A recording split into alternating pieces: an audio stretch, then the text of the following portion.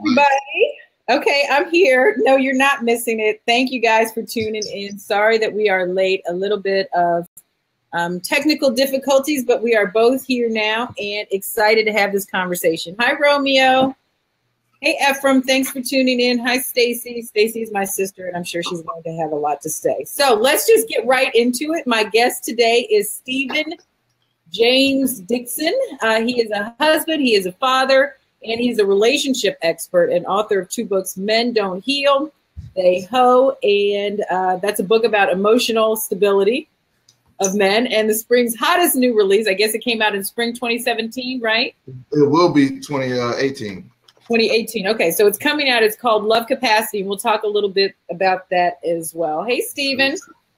Let's do it. How are you doing, Nikki? Let us get into it. So the name of the book, and I got so many comments. So just to give you guys a little context, I had Stephen on. I host a segment on Fridays on the Al Rucker Show, and I had Stephen on.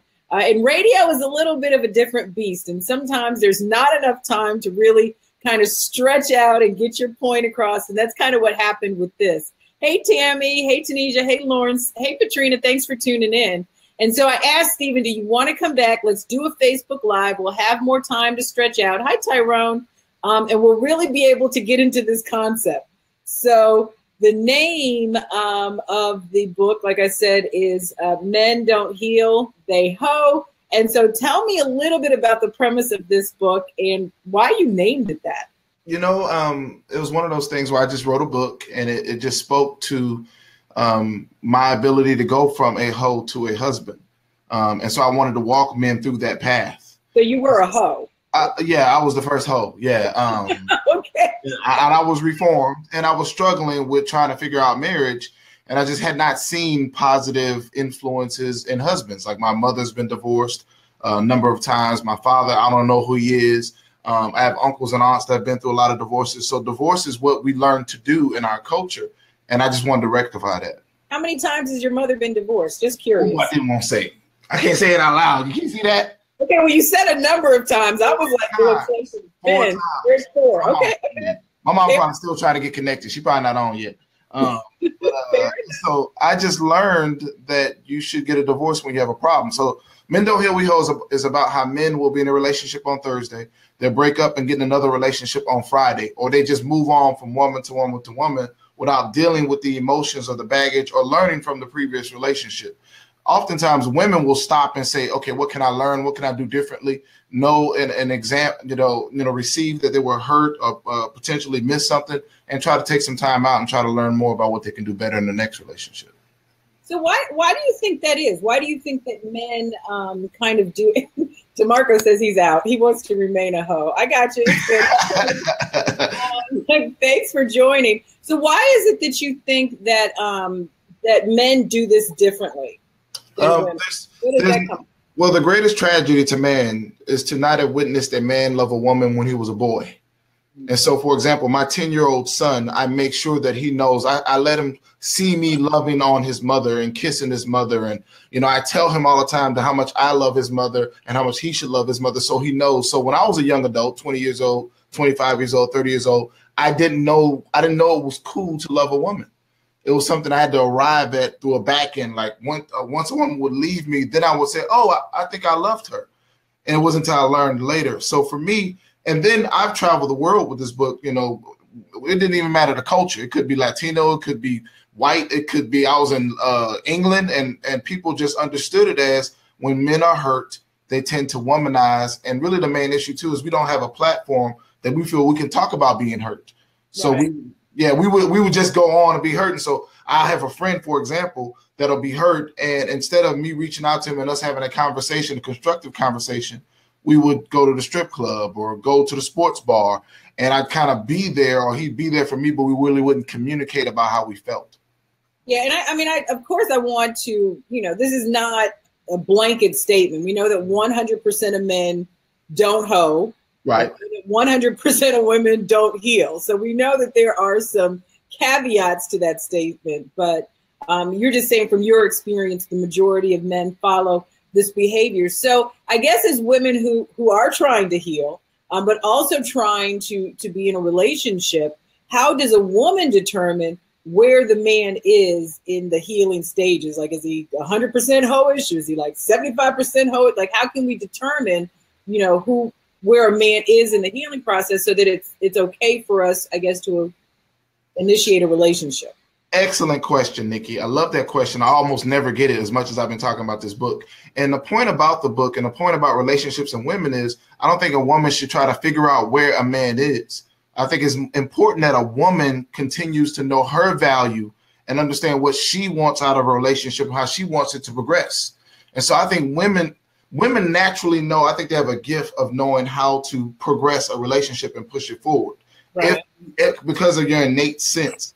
And so if women trust their sense, they'll know when to leave a relationship. One of the things I do with women is when I work with a woman one-on-one, we'll work through how many years they wasted waiting on men. And so we'll add those years up. Like when you was 25, you stayed with Tyrone 2 years too long. When you were 30, you stayed with Kevin too long. Exactly. So we go through that. And so women can pinpoint to me when they should have left. And so that's why it's important for women to just know when you, like my number one principle for women is to date more and leave earlier. Women stay too long, give too much of themselves to relationships. How do you determine when to leave?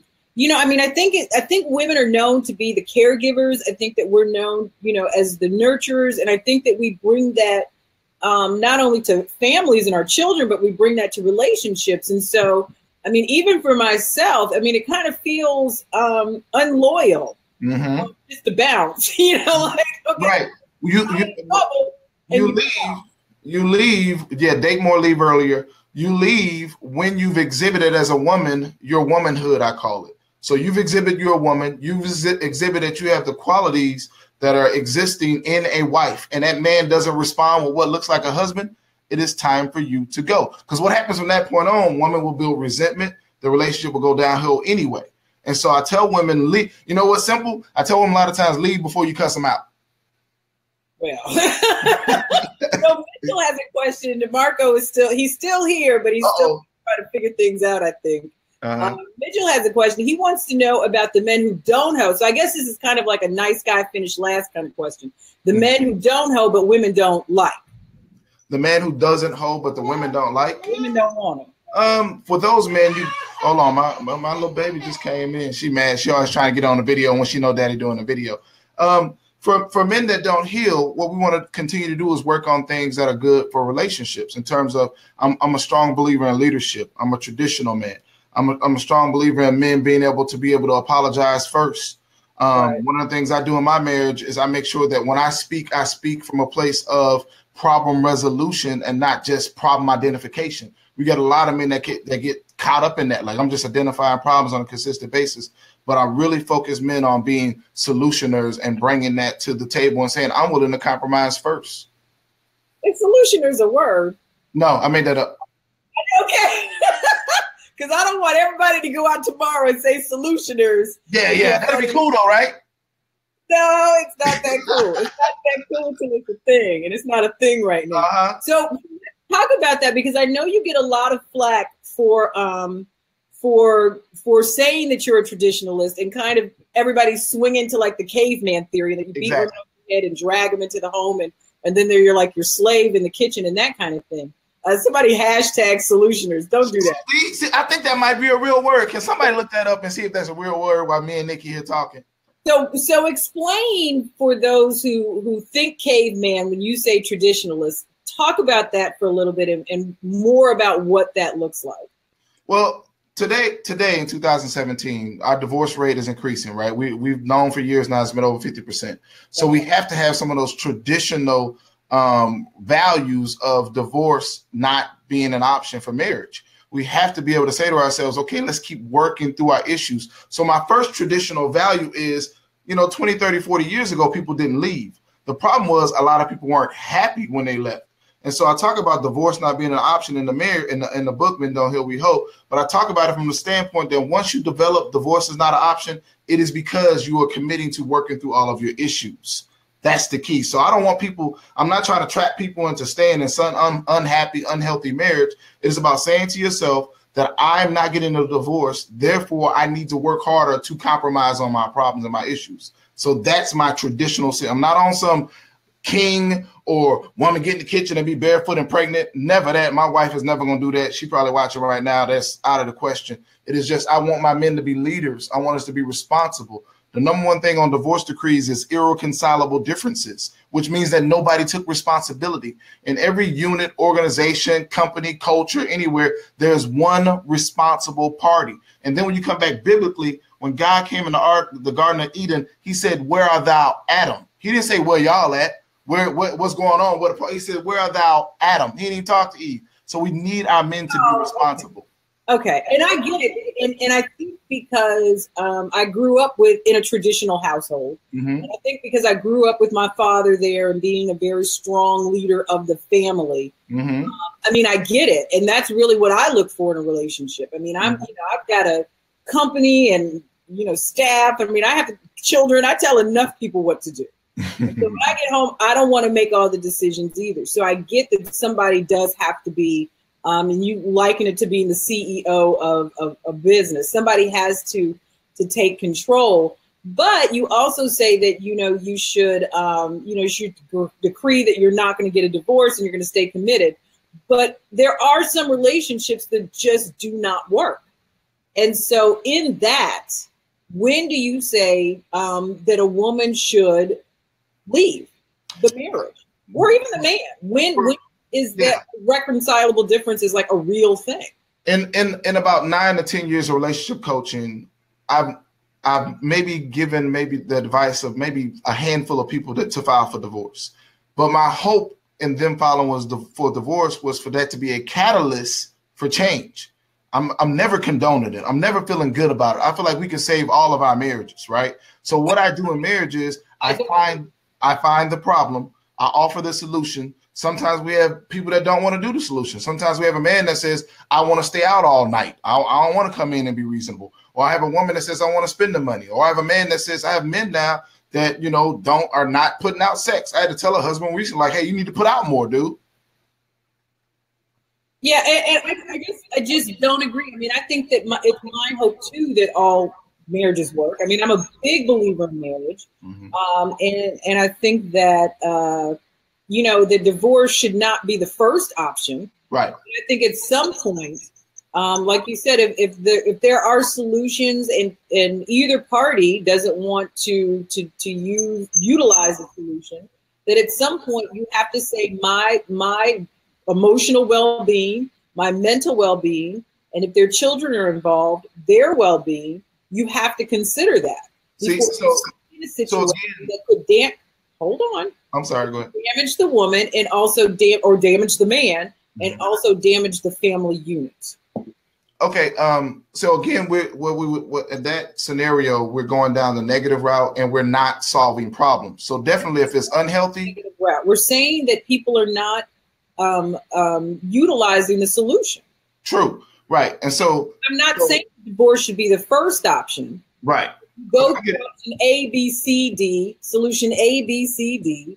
Eventually, if it's not working, then you get to the divorce option. And so, but in that scenario, what we're really saying is husband and wife have both agreed to some extent, or maybe one agreed and one didn't, that they're not going to do what is best for the marriage. We're all smart. We're all, for the most of us, we have some type of moral compass, some type of value of what the other person invests in our lives. And so what I'm saying is we should all have some ability to compromise, right? Ideally we should. We should have learned that in kindergarten. It hasn't worked. Exactly. And so, and going back to what you said earlier, and when I talk about a husband, and you said CEO, for example, a CEO of a company can be fired, right? Exactly. I compare a husband in marriage to a coach of a football team. If the football team doesn't win, the coach is fired. So I want that kind of responsibility. And if I place that responsibility on a man and then he becomes the leader and says, "Hey, I'm sorry. I can do better. I'm going to compromise first." And so I'm giving them the tools to make sure that they move forward. For example, I had a man today that just wasn't a leader. He wasn't able to, he was more like, "Okay, I'm going to do one thing. I need her to do one thing. I'm going to do two things. I need her to do two." And I'm like, it doesn't work like that in leadership. When you're a leader, you go forward and you act and you produce, and then you trust that your leadership, that people will follow you when when you have been consistent in your leadership. Yeah, and okay, so DeMarco is hanging in with us, and DeMarco has a lot to say. He ain't going nowhere. DeMarco is from Chicago, and I love him. But he's saying that people don't marry for the right reasons initially. Right. I think that and from what I found, and this is just for me purely dating and coming from, like I said, a very traditional household and seeing, how things work. I mean, like, my parents, both grandparents, aunts and uncles, until they got to my generation, everybody stayed married. And so then it started, there was some of the breakdown. But I think that when either you have a woman that was raised without a father or a man that was raised without a father, there's a lot of communication issues because people have not seen what that looks like. And I think that you're right. When you said earlier, a lot of the breakdown comes because men have never seen their mothers loved by a man. They don't have that leadership. And me just having, and I'll say this, I don't say it a lot, but I'm gonna say it tonight. Just having managed women that have grown up without the fathers, there is definitely a disconnect in how they relate to men and how they relate to women. And so as a manager of a largely female staff, I could guarantee behavior from women that grew up without fathers because they are, in my experience, always looking for their daddy. So they relate differently to men than they do to women, and they relate differently than women relate when they have had a father in the household. Yeah, and let's be clear in saying that leadership is not about being the primary decision maker per se, right? Leadership means like if I am not good with money, I'm able to say to my wife, hey, you manage the money. Like my wife makes all the decisions about our kids. Like I wanted my son to get on steroids because he was coughing a lot. My wife said, no, I don't want my son on steroids. So it wasn't that I get to make all the decisions. It doesn't mean that she's incapable of decisions. It just means that when there's an issue or a problem, I am willing to stand up and say, hey, you know what, honey, it's my fault. I will apologize first. Here's what I can offer to meet compromising halfway. And that's what I try to teach men is that that's how she respects you. Because men need that respect and women need love, right? And so she will respect you when you consistently exhibit leadership. That's all leadership is about. You have to consistently, and I say this all the time, like I am perfectly fine deferring to a man in a relationship if I can respect him enough to defer to him. Yes. And I've got to step up and say, I'm going to make the decision. Like you said, it's not a matter of, making unilateral decisions. I mean, you consult and you have discussions and you figure it out. But as a leader, and any of us that have ever been in a leadership role, at the end of the day, the buck stops with you.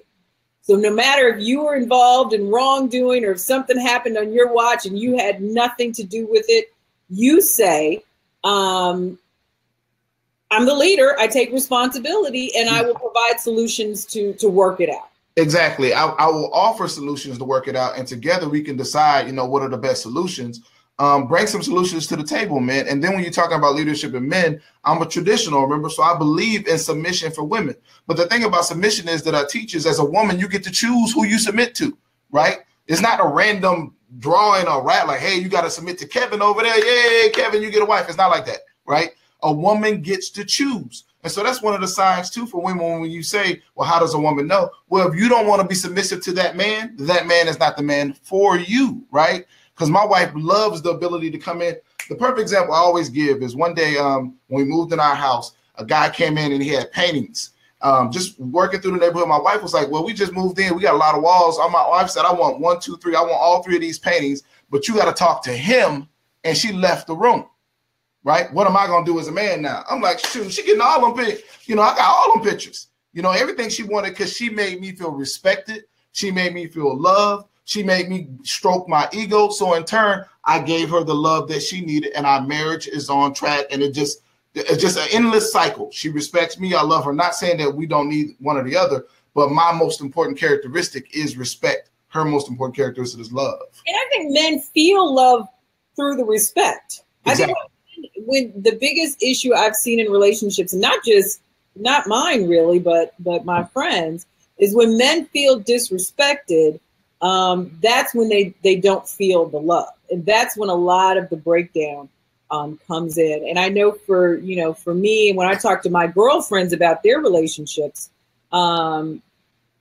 you know, if we don't feel cherished, if we don't feel, you know, loved, not necessarily, I mean, I think that it's the same thing. We just feel it differently. I think love and respect go hand in hand. It's just how you show it and how you receive it that are different. One of the things I've been working on with men is being more loving. Like, I didn't know how to be a loving husband. I was like, I love her. I'm in love with her, but I wasn't loving. And what that means is I would walk into the house and she would greet me with a smile and be, hey, baby, how you doing? And all. And I'm just like, what up? Like, I'm responding to her like a dude. You know what I mean? It wasn't loving. It wasn't soft. Or she would cook something or she would do something. And my response was kind of matter of factly, and I wasn't as appreciative. And these are all things I had to learn how to do as a man, because I never did it before. I never, you know, I'm in a fraternity. I play football. You know, I live with a bunch of guys. You know what I mean? And so living with a woman and being with a woman, that we all have to understand that marriage is on the job training. And so we have to be willing to learn and evolve and grow myself and say to myself consistently, how do I increase my love for my wife? And that's what we have to do too as leaders. Yeah, and Eric Harrison is on. He had a good point. He said many times when women are raised without their father, they don't have any idea how to respect a man because they've never seen that demonstrated as well. And so, see you, Kendall. Thanks for joining. Sorry that you're upset by comments. Mm-hmm. That's crazy. I don't mind. And I agree. And I think that was a little bit of the point that I was making earlier. Like, I mean, I've seen, like, my parents are still married. They just celebrated 50 years. And like I said, I mean, most of my, you know, all of my mother's side of the family, I mean, they were all married till, you know, like my generation. And then there started to be some breakdown, and the same on my father's. And I mean, and it was always the same relationship. And even now when I look at my parents, I mean, it's like I'm not confused about what it looks like, which I think has caused problems because I would say 90%, well, maybe 80% of the men that I have dated, and even in the one that I married, was raised without a father. So I'm like very clear on what it looks like, maybe too clear. And so it's caused issues because I don't quite feel comfortable submitting to somebody who's very loosey-goosey on what leadership looks like. Yeah, and that's important too, that you understand at least that it's your decision to submit or not, right? So we have a lot of women that fight that, you know, and I don't want to be submissive, and I'm not that kind of woman, and I'm not a traditional woman, and this is 2017. No, the value of submitting is the woman actually has the easier job, right? Because once my wife submits to me, now my responsibility is to take care of her. Now my responsibility is that everything that I do, I first think about her. I sacrifice me first to consider what is needed and necessary by the family. So the woman has the easier job. I got to respond to God, right? And so even if you're not biblical or whatever, say let's talk. Should we talk to the atheists? Do you got atheists on here, Nikki? No. Talk to them. Go, hey, all atheists go and leave right now. Okay, we'll let them leave. And so what biblically what we're talking about is being able to have a place where we all can communicate on and then have a good strategy, right? Because God, as a man, you're supposed to love the woman as God loved the church. And so we have an idea, we have a plan, we have a strategy. All we got to do is act it out and confirm that. No, and I think that the other thing, I'm not sure, Renee, why you're upset, but if you want to communicate that, we'd be glad to address it. But I think the other thing, and I'm glad that there are now so many relationship coaches and that we're having discussions about it. And this is one of the reasons why I decided to do this. I mean, relationships really is not my brand. But I think so many people want to talk about relationships and try to really work through it, that I think it's definitely, there's value in the discussion. And DeMarco wants to know how old you are, Steve. 42, married 12 years on Sunday to my wonderful wife, Lamisha LaSalle Dixon. Don't try to friend her. She don't want to be friends with none of y'all. Okay, so, but my point is that I think that, especially in African-American couples, therapy and any kind of counseling is the last thing that we think of. It's like we try to work through it. We talk to our friends. We do all of this kind of thing. And so I think that that we, and you can speak to this because you're more ingrained in this than I am, but that, why do we wait so long to get to the counseling part? Yeah, it's we have a marriage institute at our church, 6-week program we're going through right now. And just this past weekend, actually it was yesterday, where I talked to the whole group about being willing to ask for help, right? There's a misunderstanding in our community, in a lot of communities, that we're supposed to be equipped to manage all of our problems.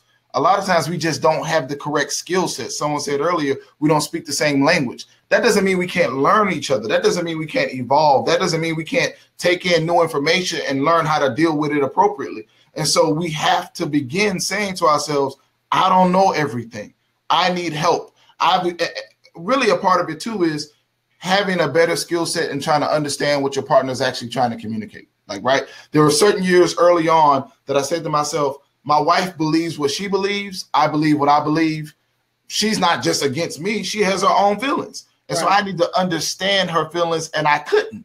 I didn't know where she was coming from. So we had to get help to get that transfer of communication, and then our marriage improved from there. Well, everybody's giving your wife credit for being a saint. She's been getting credit for a while. But okay. Yeah. But I want to speak to this that Nicole said, and we're going to go a little bit long because, like I said, I just think there's value in the conversation. Mm-hmm. But Nicole, and I think a lot of women feel like this. Nicole feels that, and I felt like this in my marriage, which was, a big issue, is that she says, I feel like if I keep having to be the leader and counselor to his issue, I'm going to go start doing what berating and nagging a Black man because I'm frustrated he's not stepping up. Then I end up getting berated as being an angry Black woman. I don't exactly feel like Nicole, but I do think that women that try to do it right. Mm-hmm. So it's almost like the nice girl finishes. Like I have girlfriends and I never understood, and well, not girlfriends, but I have associates that I never understand how they get a man because they are so doggone mean. And it's just so confusing to me. But it's almost like, and vice versa, the nice girl finishes last and the nice guy finishes last. Girls definitely have a whole bad boy thing going on too that I think needs to be addressed. And I'm just wondering like where that comes from. Why are people attracted to people they seemingly can't have as opposed to the nice, upstanding men or women in their circle? Well, too often are dating without purpose. We're just basically hanging out with somebody and then that person doesn't go home or you don't go home. You end up spending 2 more days together. Then it's a week, then it's months. And next thing you know, you're in a relationship and you don't know how to get out of it. Some people don't know how to leave relationships. Like I have actually made a decision, multiple decisions in the past with women where I said, hey, I like you. We have a great friendship, but I do not see this being something I can do long term. Because I knew what I wanted in a wife. I knew what I wanted in a mother of my children. And some people just don't date with that type of purpose in mind. Some people are just having fun. And I'm okay with that. As long as you don't let it turn into marriage. One of the things we do at our church is in our premarital counseling, the goal is to break people up. Right? Isn't that unique? Like if you're in premarital counseling and they can find a reason that you should not be married and then you agree to that reason, like say, for example, you have different religions or whatever, or, you have different things you want to do financially. One person's a spender, one person's a saver. How are we going to merge those 2 ways of life or those 2 cultures? Mm-hmm. No, I totally agree. I mean, when I went to premarital counseling, I mean, it was eye-opening. I mean, you have to have the conversations that you really don't have to think, that you don't think to have when you're all lovey-dovey. Right. And even though, I think that initially all of our issues, you could work through. They weren't like anything that was just like, oh, I can't handle that. But I know a lot of people who, have gone to premarital counseling. I had one friend who went to premarital counseling and they weren't even engaged. Yeah, it was probably the best thing she had done because she was like, oh, there are some real concerns and discrepancies. And they actually ended up breaking up. Yeah. And I think for a lot of people, that, once we say, okay, we're going to get married, I think that we feel that we have to stick to that do or die, even if issues come up. I've had friends that have gotten married and, and they got married because the wedding invitations had gone out and they didn't want to be embarrassed or disappoint anybody by canceling the wedding. So I think that we just have to start having these conversations earlier. And I think that we have to have them throughout. I mean, I love the fact that, there are churches and even organizations that encourage people to go to these conferences and go to these workshops and continuously learn how to work and better their relationships. And I think especially, you know, as African Americans, that we just don't do enough of that. We just don't. Yeah. Marriage. What's up? You hear that? I hear you now, but it was okay. loud. Yeah, marriage is one of those things where we tend to not know what we're getting involved in. Since we don't have many good mentors, we don't have many marriages that we look at and see as successful. And then we don't do a good job of asking, how did you stay married 50 years? Like, it should be people beating down your parents' doors, like just your friends, your cousins and relatives saying, hey, how did y'all do that? Like, what did you do? Wait, but you know what's interesting is when, because my sister's married, she's married, she's been married twice and divorced. You know, I've been married and I've been divorced. And right before, like when we were really having serious issues and I was concerned, I went to my mom and I said, Mom, I don't know how you do this. I was like, I don't know how you and Daddy have stayed together like for so long, because, you know, marriage is really hard. And she's like, girl, I almost divorced your father last week. I was really, I was taken aback and I was a little angry because I was like, well, why have you never like had this discussion with us? Like, as married women, right? Why have you never been open about, I mean, I get when we were younger, like I've never seen my parents fight. I've never seen them have a disagreement. And I think that they kind of set us up as that is the expectation for a healthy relationship, as opposed to, especially as we got older, seeing them disagree and reconciling. And so that we would know that even in a healthy, relationship, you can have a disagreement, you can still reconcile and go on.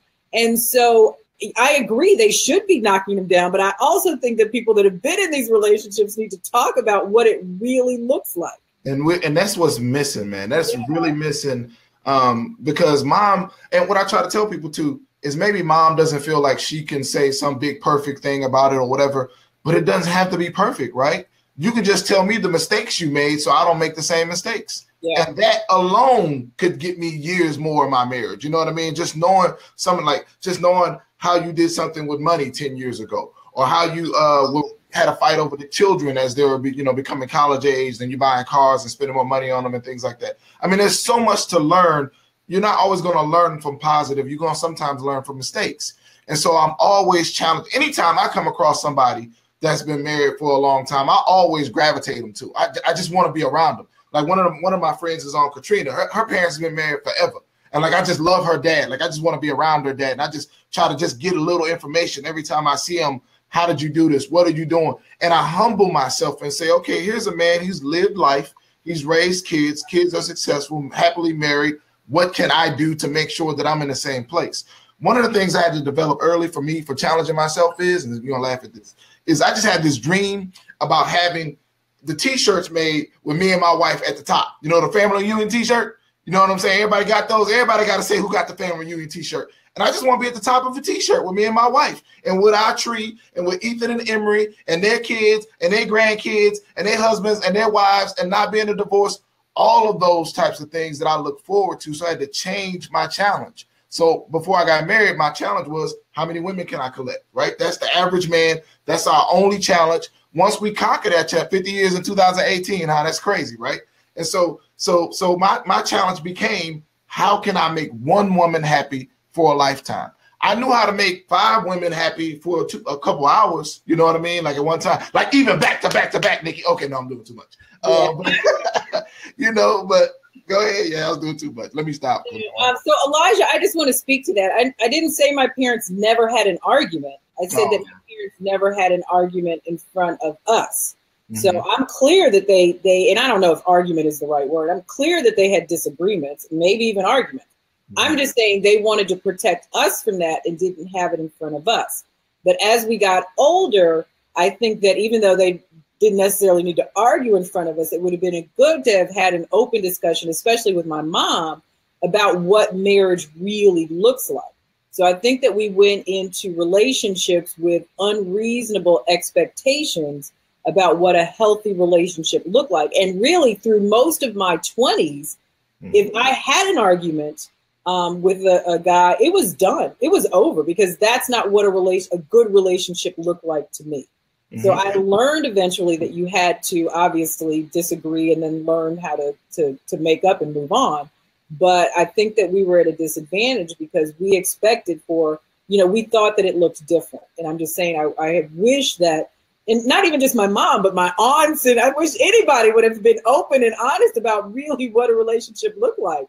And it's truly like until my grandmother died, and she was 102, and she, when she was sick, she lived in Jamaica, and I stayed with her for a while.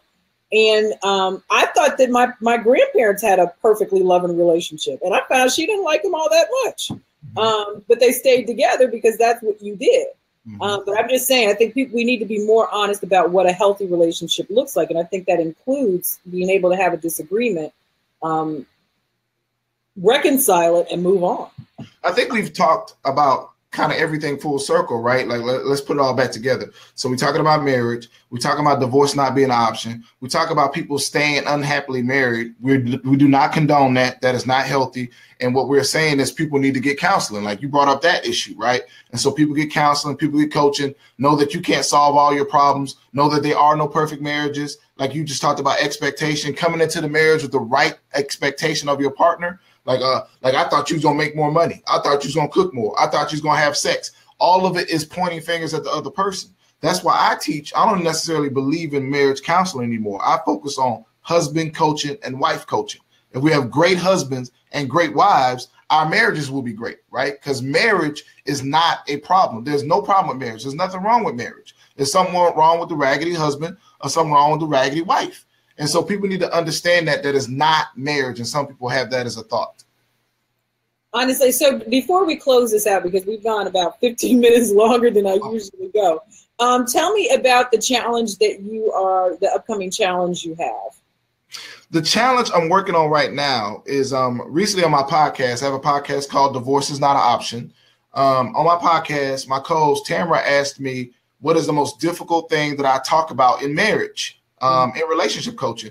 And I thought about it for a second. And of course, I thought about the regular things people talk about. Finances, the number one reason why people get divorces. People have a lot of problems with sex, communication, of course. But what I thought about the most difficult thing to talk about was weight loss, right? Surprising, right? And that was because in weight loss, there's no wrong person, right? In finance, somebody spending all the money, that's the bad person. In communication, somebody that has a lack of communications or don't have good communication skill set, so they're the bad person. But when weight loss, a person could not be healthy, could be tired, not having enough sex in a relationship, could be man or woman. And increasingly, I'm seeing it with men, that men have gained weight and expect their woman to keep their girlish figure from, 10 years ago. And so I just started challenging men and women both to lose weight. And so I'm working through it now, just trying to figure out how I can challenge women and men for the rest of the year. It's about 10 weeks left in the year. I'm challenging everybody to lose 1 pound a week for your marriage, right? And so that's what I'm working on. Hashtag 10 for love. What's the hashtag? That's what we're working on. 10 pounds for love. I still got to work it out with my magazine folks and my co-host and all that. We should have it finalized tomorrow. But I think that's what we're going to. And you know who I need to talk to offline is probably Nikki Woods, because Nikki Woods be having hashtags out of this world, super marketing, PR person. She going to tell me if the hashtag work or not. You know what I'm saying? So I probably need to just talk to Nikki Woods and get that settled. But that's the key thing for me right now is healthy, happy marriages, having great sex in marriages. And I just talk to couples who I'll say, like, how often do you have sex? And they'll either say things to me like, well, I don't know, or once a month, or I'm not really sure. And it's like marriages don't work. A whole new can of worms. So yes, that's a whole other stuff. No, you can learn more about Stephen on his website, StephenJamesDixon.com. Stephen, thank you for coming back. Thank you for having me. No, absolutely. Anytime. I think it's an important discussion. Like I said, Eric says I like thick women, so that wouldn't be a problem. I ain't mad at him. Okay, thanks. Gain, love, lose the weight. Okay, Nicole. Nicole's working on hashtags too. So Stephen has left the building. Thank you guys so much for joining us. And I'm going to probably do these about once a week. So I think on Tuesday night is going to be a good night for this. So I definitely appreciate your support. And here is a link. It's already up there. It's bit.ly/NikkiTV. If you want the replays from these interviews, or if you want to be notified of upcoming interviews, I'm going to provide all that, plus give away some free gifts because you guys are always supporting me. So thanks again. I will see you guys next time, and have a good night.